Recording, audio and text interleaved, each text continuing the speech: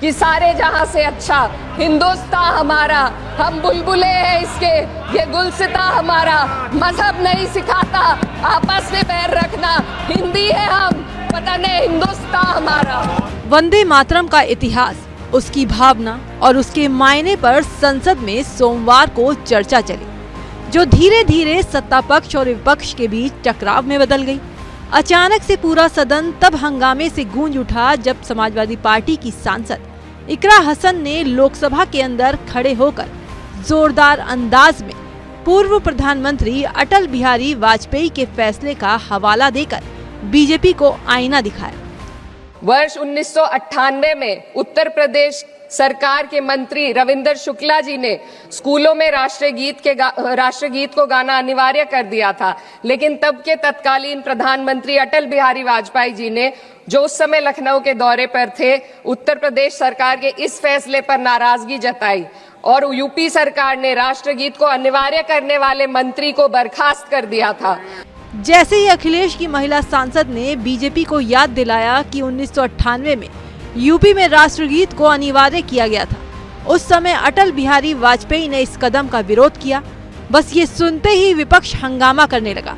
फिर भी कैराना से सपा सांसद रुकी नहीं, बिना डरे सवाल पूछा कि क्या अटल जी भी मुस्लिम तुष्टीकरण कर रहे थे। अब मैं सत्ता पक्ष से सवाल करना चाहूंगी,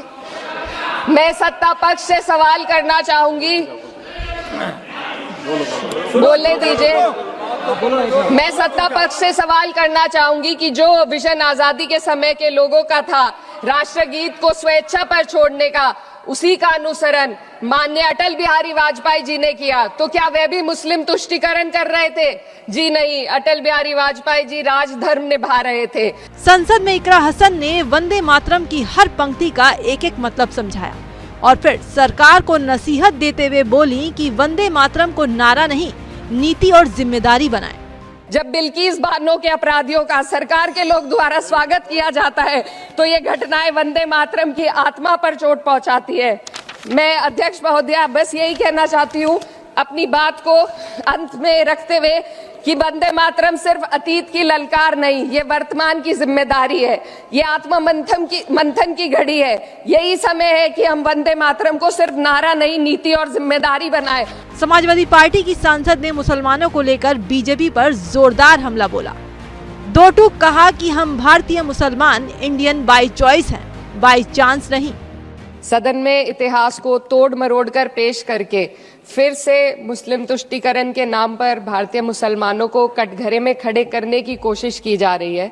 लेकिन मैं सदन में बताना चाहूंगी कि हम भारतीय मुसलमान जिन्ना के आह्वान को ठुकराकर अपने इस प्यारे वतन की मिट्टी के साथ मजबूती से जुड़े रहे। हमने महात्मा गांधी, बाबा साहब डॉक्टर भीमराव अंबेडकर, रविंद्रनाथ टैगोर जी, सुभाष चंद्र बोस जी, मौलाना अबुल कलाम आजाद, अशफाक उल्लाह खां साहब के विचारों को अपनाया। हम भारतीय मुसलमान इंडियंस बाय चॉइस हैं, बाय चांस नहीं। इस विशेष चर्चा के दौरान कैराना से समाजवादी पार्टी की सांसद ने हम बुलबुले हैं इसकी, ये हिंदुस्तान हमारा पंक्तियां पढ़ी, जिसके जरिए उन्होंने केंद्र की मोदी सरकार को बड़ा संदेश देने की कोशिश की कि हिंदुस्तान में सारे मजहब एक हैं। आलमा इकबाल साहब के तराना हिंद के साथ इस सदन में रखना चाहती हूँ कि सारे जहां से अच्छा हिंदुस्तान हमारा, हम बुलबुले हैं इसके, ये गुलसिता हमारा, मजहब नहीं सिखाता आपस में बैर रखना, हिंदी है हम, वतन है हिंदुस्तान हमारा। तो सपा सांसद इकरा हसन के भाषण के दौरान विपक्ष की ओर से जोरदार तालियां गूंजती रही और लोकसभा का माहौल मिनटों में गर्म हो गया।